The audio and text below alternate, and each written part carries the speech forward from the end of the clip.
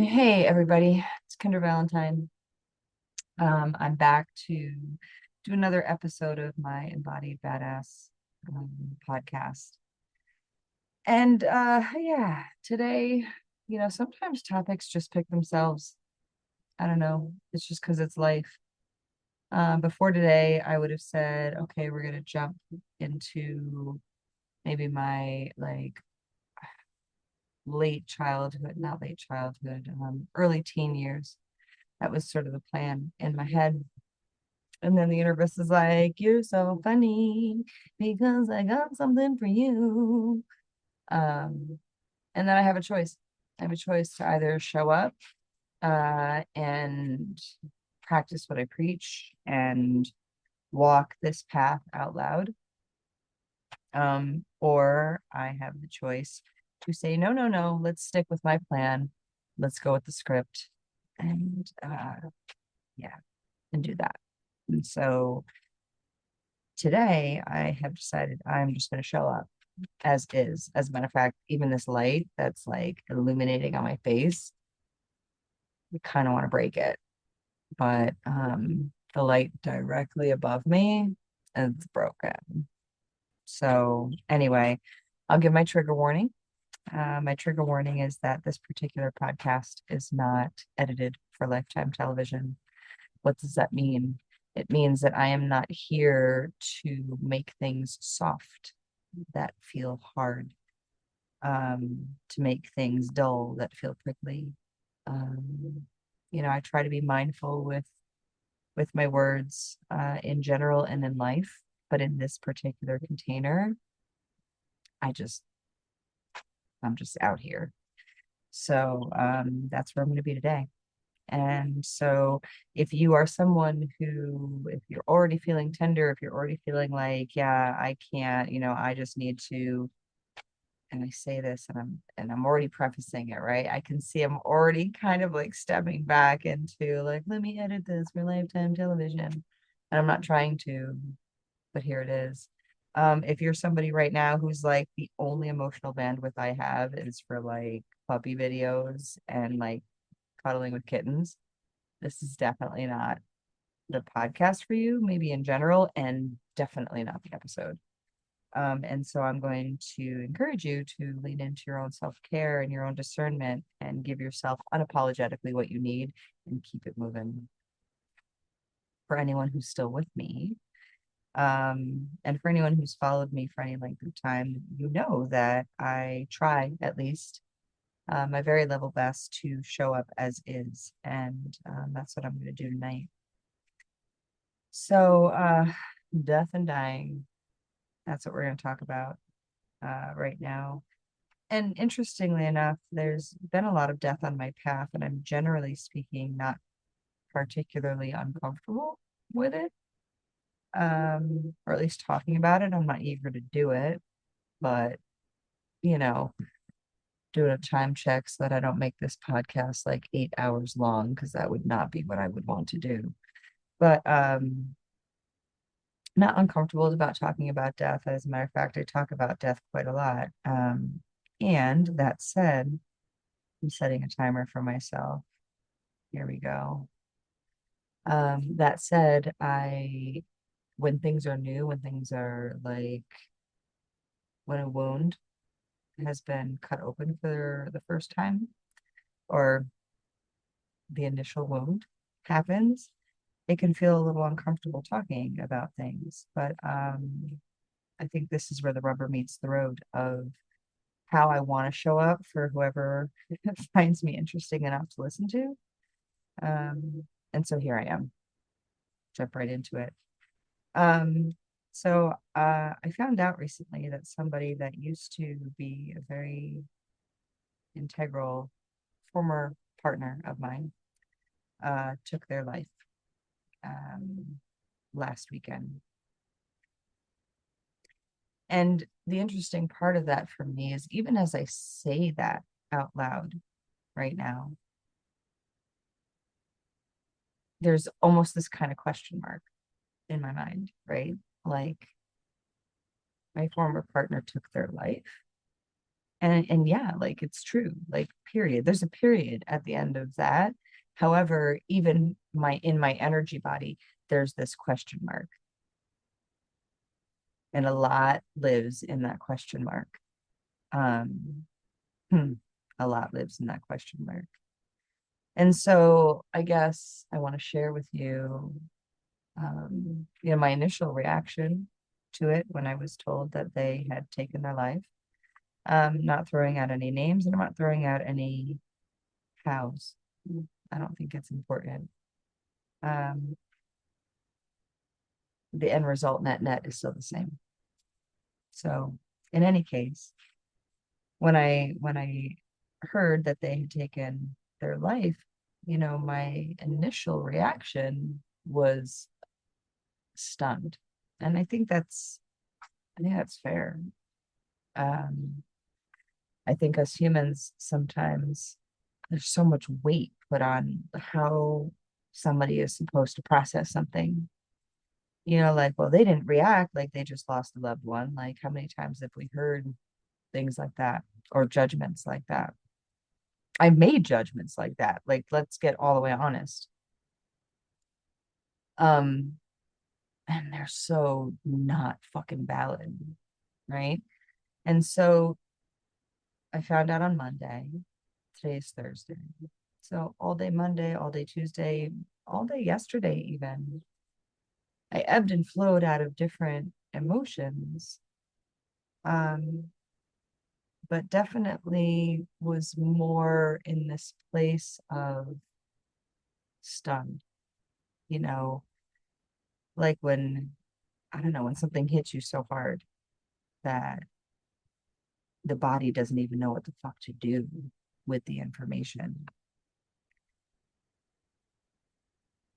And then today, and then today I'm processing. So today I woke up in the morning and I was processing a lot of anger, but not at the person. So that's the interesting part. So let me just put a pin in that, processing a lot of anger. Put a pin in there. Um, I know that everybody deals again with grief in a different way. And people sometimes get stuck in that place of being angry at the person. Um, and that's true. Like, that's a valid thing to feel. And I never hit that place. Not in this case. Certainly in the past, I've hit that place. I know what that feels like. And I think it's very easy. I've done it in the past. I think it's very easy to get stuck in that place of being angry at that person because, how dare they? How could they?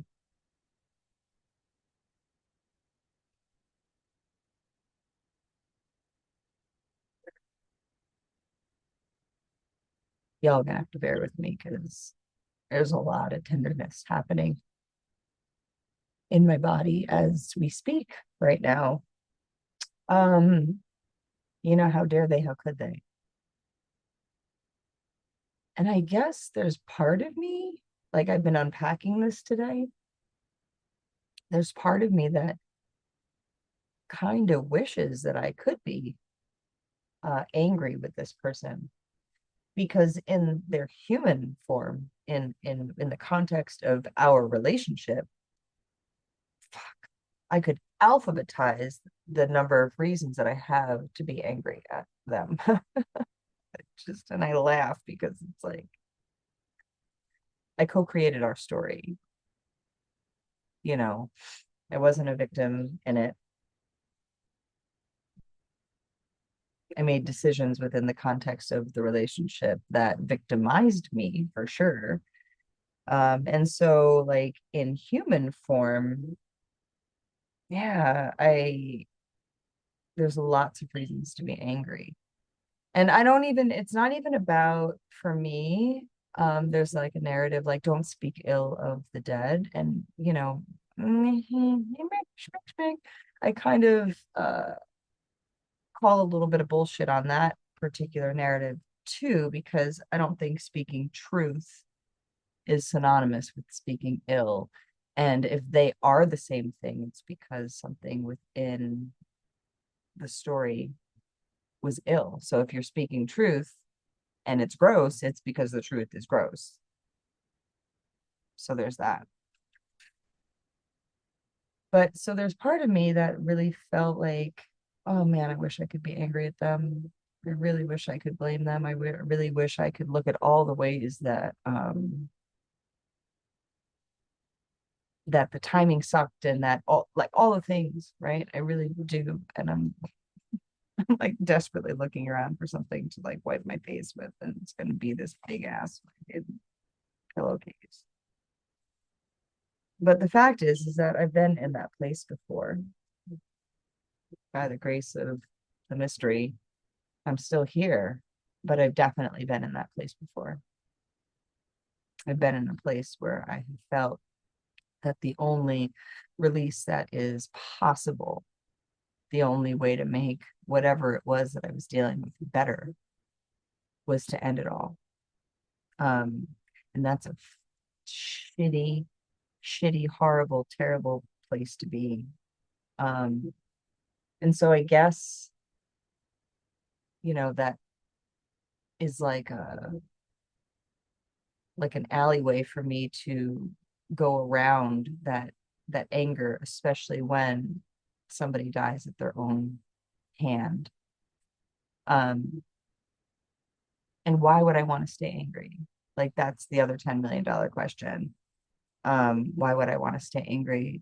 For me, for this human, anger um, is like a protective layer that goes over me so that I don't have to feel what's underneath it.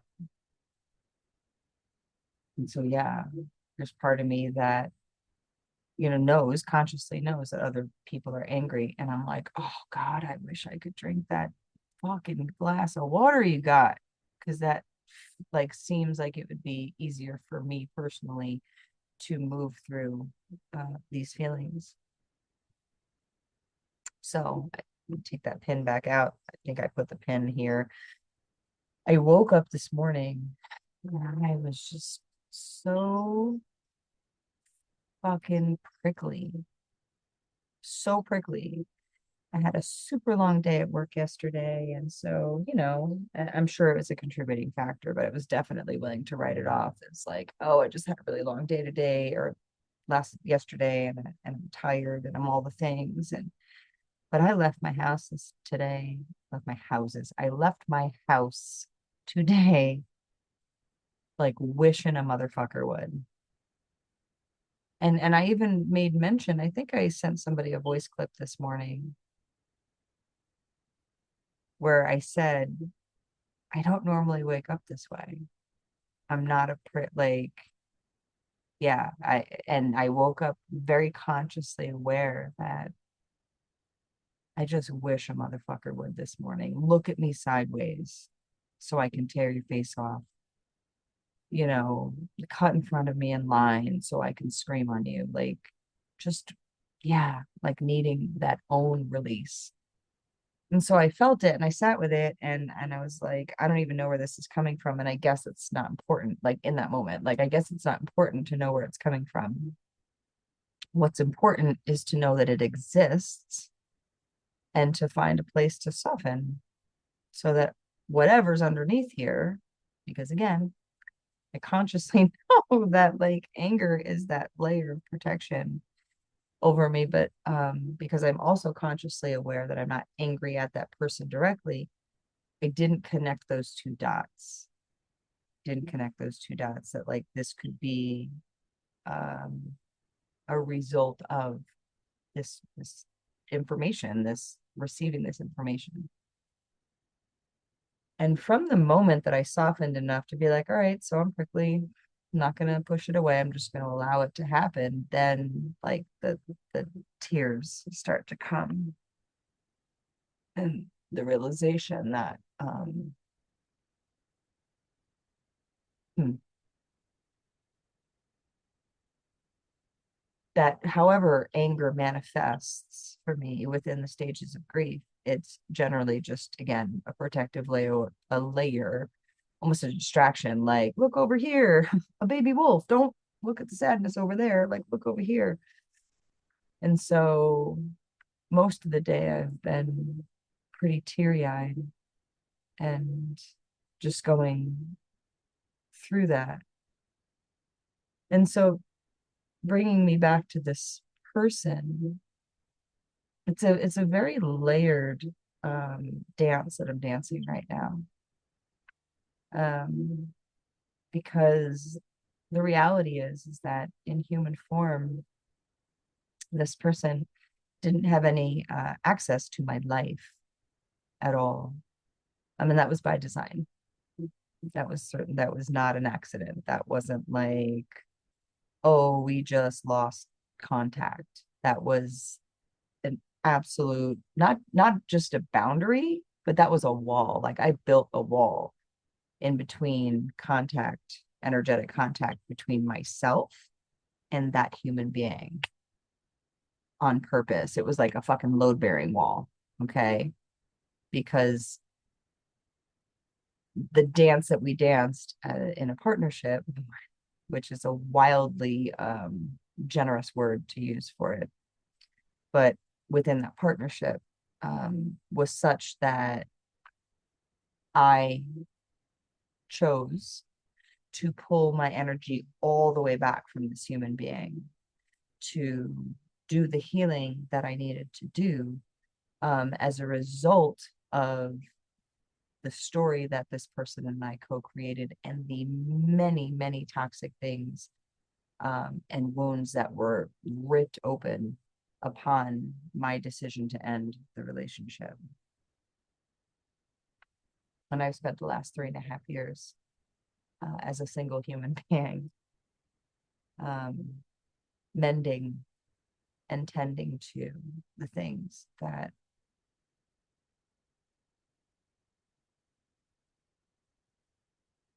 were unearthed because of that. And I've gotten to a really good place. Like if I, if everything is a lesson, I can find gratitude for the miraculously hurtful things that happened in that relationship. Um, because they gave me a roadmap to do the healing that I needed to do. And so, we flash forward to today, and because anger just now doesn't even want to make a cameo appearance, anger doesn't even want to be like, oh, be angry at the rest of the world. Now it's just sadness. And there's so many layers of sadness. I'm so sad for this person's family, profoundly sad. Um, this person has a child, and yeah, and there's so many people who will be impacted by this decision, who have been impacted, not will be, who have been impacted by this decision.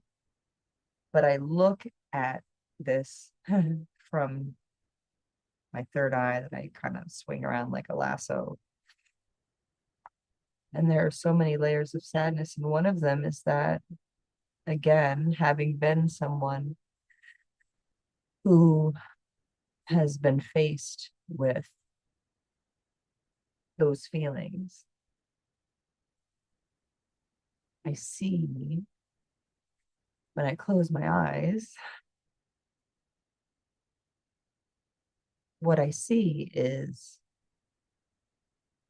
a human being that had so many shadows chasing them that, like, I want to protect that soul. And I view the soul differently than I view the person. I view the soul differently than I view that person and the things that they have done in life. Those are two very different things for me. And what I see in my head when I close my eyes is there's videos out like of like little kids, like actual little human kids. And that, you know, they're getting recorded and like they're in the sunlight, right? The sun is shining on them and they notice their shadow behind them. And there's one in particular, I wish I had the wherewithal to pull it up on YouTube to show it to you, but I think my words can describe it well enough.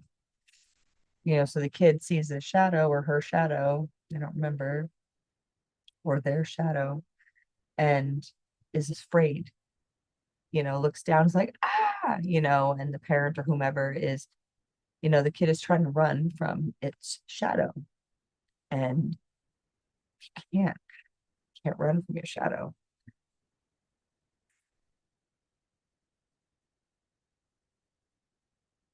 Ooh.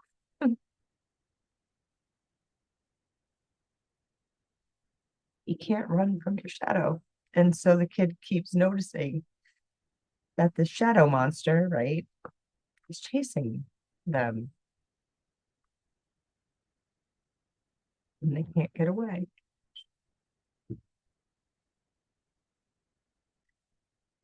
And so when I think about this person and how my human self could choose to be so angry at that person's human self and was for a long time. Just get that all the way fucking clear. I am not a saint. Don't even really want to hang out with saints. I would much prefer to hang out with sinners. They're a lot more fun. They're just a lot more fun. Yeah, my human self spent a long time being very angry at that person's human self. But the soul self is different. And so I look at the soul self, my soul self, their soul self, and I just want to like stand in front of them and go, stop running from your shadow. Turn around and look at how we can make the shadow dance. And depending on where the light, the sun is coming from, the shadow dances in a different way.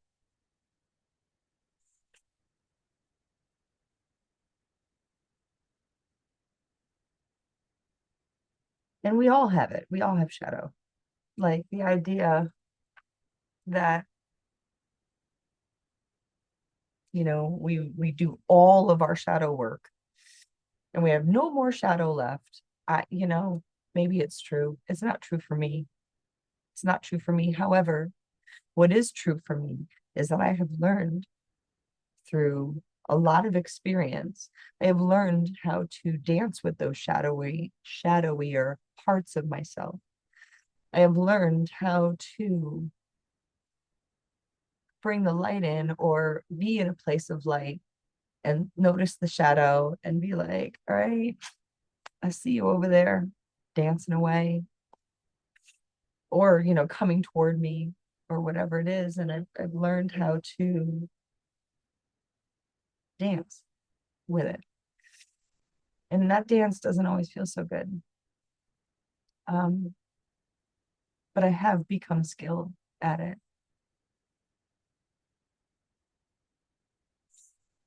And so, you know, two things can be true. Somebody asked me today, they said, or said to me today, um, I know what it feels like to wish you would have reached out to somebody to talk to them, um, and then not being able to. And I was like, oh no, that's not what I'm wishing. That again, that person didn't have access to my human form. And that was by design. And I am not sorry for that. Not sorry at all for that. That is what was healthy and right and aligned and integrous for me. So that it wasn't what I was that I told as my friend, it was a girlfriend. I told her that that wasn't what was true for me. Because for me, unconditional love and unconditional access are extremely different energies. Extremely. different energies. And that person didn't have access to me because they're human. Yeah, the conditions just weren't healthy. So that's not what I was feeling. What I was feeling is that I wish that somehow, somewhere, some way, that my soul self could have sat with this person, you know, many times, but certainly at that moment and said, can we just talk about this for a second? Could we just dance for a moment so that these shadows don't overtake you? That's the part that makes me sad, is that that is an energy, that moment of desperation. That is an energy that I'm so familiar with.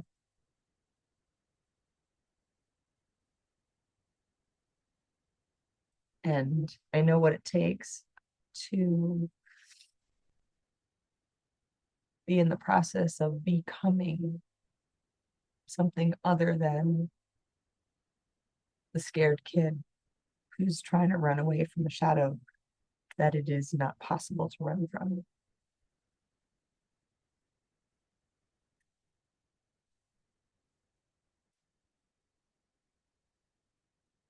And I just want to teach people, I want to show people that it's possible. And then the truth is, even within that possibility,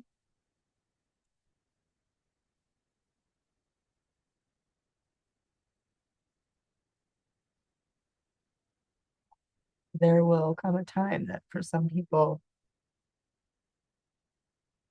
even the dance is too exhausting.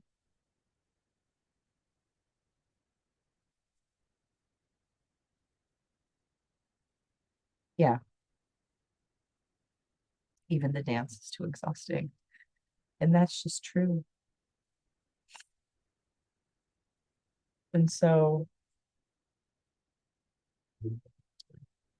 I sit in this place of mourning, this place of grief for a soul, for a soul that I thought was remarkably beautiful, even though the human that that soul embodied was challenging and did things and said things and showed up in ways that I don't think honored the fullness of their soul. And sometimes I don't show up in ways and I say things and I do things that don't honor the fullness of my soul. And so I've long since found forgiveness for this person. And now I'm just sitting in the sadness that I'm not sure.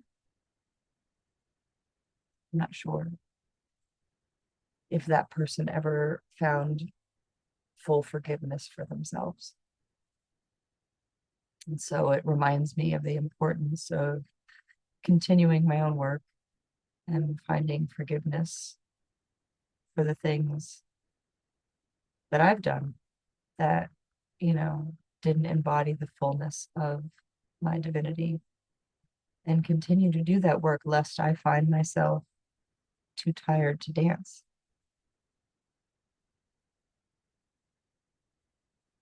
But I can do all of that.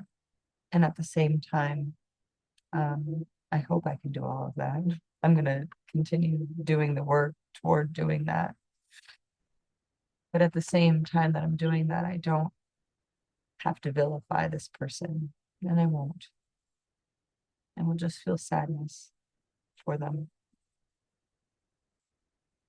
And I hope that wherever they find themselves right now, I hope that they'll move on to the next chapter of the story, whatever comes after this, whatever comes after this human form. And I've asked my ancestors to help out with that. It's the only thing I can do because I'm not intending to join them anytime soon. I hope I don't join them anytime soon. I want to be 104 when maybe I'll up that number at some point.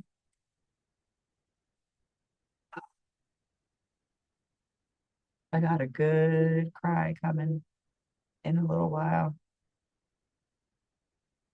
And I'm going to invite it. And then I'm going to take this person's picture and I'm going to put it on my ancestor altar, at least for a little while. Maybe not forever, I don't know. And I'm going to remember that I still get to dance. But tonight I get to howl.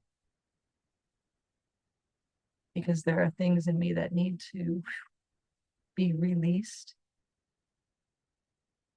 to find a little bit more unconditional love in there. So that's what I'm going to do. And I guess I'll end it by saying that if you yourself are in a place where you feel like that shadow is chasing you, please, please, please, please, please, please reach out to somebody. There are hotlines, and maybe I have this amazing person who helps me put these podcasts together, and her name is Millie, and she's one of my favorite humans in the world. And Millie, maybe you'll in the description of this, we can add a couple of hotlines, for anyone who's having thoughts of, dancing into their next chapter prematurely. Please, if you're struggling, reach out.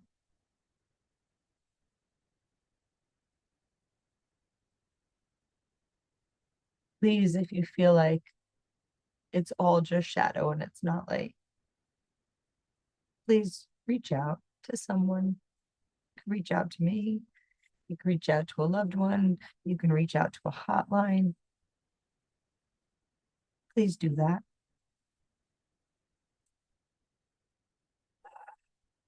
We are all pieces of sacred geometry, every single one of us. The additions, the subtractions, and everything in between. We are all pieces of sacred geometry. Please know that without you here, the equation changes. So if you're struggling, please, please, please, if you don't want to dance anymore, just sit, reach out your hand, and ask for help. You are worth help. You are worth it. And I'll leave it there. I love you. I love you. That's all I got.